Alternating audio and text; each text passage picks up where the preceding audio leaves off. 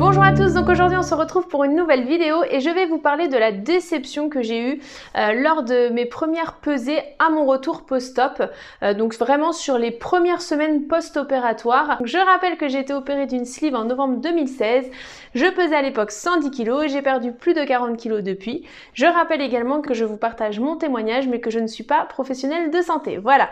Alors oui, il faut savoir que je me suis très rapidement fâchée avec ma balance juste après l'opération parce que tout simplement, eh bien moi dans les peu de témoignages que j'avais vus au moment où je me suis fait opérer, j'avais vu des personnes qui d'une part perdaient beaucoup de kilos sur le premier mois, que c'était assez rapide et conséquent.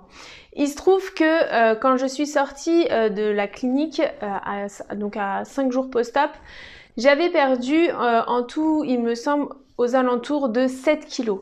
Et il se trouve que quelques jours après ma sortie, j'ai eu une période en fait où pendant 7 jours consécutifs, ma balance n'a pas bougé d'1 gramme.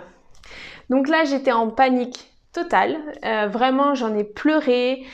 J'étais inquiète. Je me disais, oh là là, ça y est, j'ai dû faire quelque chose qui n'allait pas. Je comprends pas, j'applique le protocole. Je mange exactement ce qu'on me demande. Je mange même moins que le protocole qu'on me demandait parce que techniquement je n'y arrivais pas. Enfin, c'était une quantité qu'on m'avait demandé d'essayer d'atteindre au maximum, mais bien évidemment que si on n'y arrive pas, on n'y arrive pas, on peut pas forcer. Donc je me disais, je mange quand même moins. Enfin voilà, je me posais 10 000 questions et je me disais mais c'est pas possible, enfin c'est incroyable, etc. Et donc en fait, ce qui s'est passé, c'est que le 8e jour, après donc 7 jours de stagnation, le 8e jour, la balance, elle a affiché, je crois que c'était plus d'1 kilo de perte, quelque chose comme ça. Et puis après, j'ai continué à perdre, si bien qu'à la fin du premier mois, j'avais perdu 12 kilos entiers, enfin d'affilée. Donc ça reste quand même super important, 12 kilos en un mois.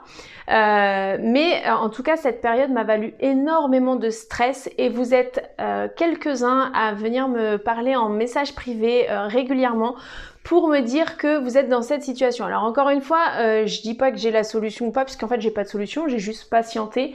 Et puis ça peut être aussi aléatoire d'une personne à l'autre, donc il faut toujours en parler avec son médecin, son équipe ou sa diététicienne, suivant qui vous consultez. Moi, je sais que j'en avais parlé à ma nutritionniste au rendez-vous en fait, et elle m'avait rassurée, elle m'avait expliqué que me concernant, encore une fois, c'est simplement que le corps avait perdu 7 kilos en moins d'une semaine, que c'était énorme et qu'il avait aussi besoin de temps pour s'adapter. Donc il n'y avait pas d'inquiétude, l'essentiel c'était d'observer en fait la perte de poids sur un temps donné assez large, parce que le fait aussi de se peser par exemple tous les jours, etc., ça fausse les données. C'est sûr que si on perd par exemple 100 grammes un jour et puis pendant 2 jours on perd pas et puis après on reperd 500 grammes, bah vous allez penser que pendant 2 jours vous perdez pas de poids, alors que la personne qui s'est pesée sur 4-5 jours d'affilée, elle va noter une perte. Voilà, donc elle va pas s'engendrer de stress, etc. Donc c'est ça aussi l'intérêt de pouvoir espacer les pesées, surtout en début de post-op, ça évite des gros stress comme je me suis créée. Donc voilà, j'ai fait vraiment cette vidéo pour voilà, vous rappeler, enfin vous expliquer un peu comment c'était passé pour moi, vous dire un petit peu comment j'ai dû réagir. C'est sûr que c'est hyper angoissant, surtout en début de post-op. Enfin moi j'étais complètement paniquée, je me disais mais c'est pas possible, qu'est-ce qui va pas, qu'est-ce qui fonctionne pas, enfin ça y est, j'avais tout remis en cause, des larmes et au final c'était totalement inutile. Donc voilà. Après encore une fois, il faut toujours en parler à l'équipe médicale de manière générale pour avoir l'avis professionnel, mais en tout cas pour ma part voilà, ça s'est soldé par beaucoup de stress pour pas grand chose. Voilà, n'hésitez pas à me dire en commentaire si vous aussi vous avez vécu ça, surtout sur les premières périodes post-op, sur les premières semaines, c'est super important. Et puis ça laisse des témoignages encore une fois à toutes les personnes qui sont en cours de démarche et que cela intéresse. Voilà, n'hésitez pas à liker et à partager et je vous souhaite une bonne soirée. À demain pour une prochaine vidéo.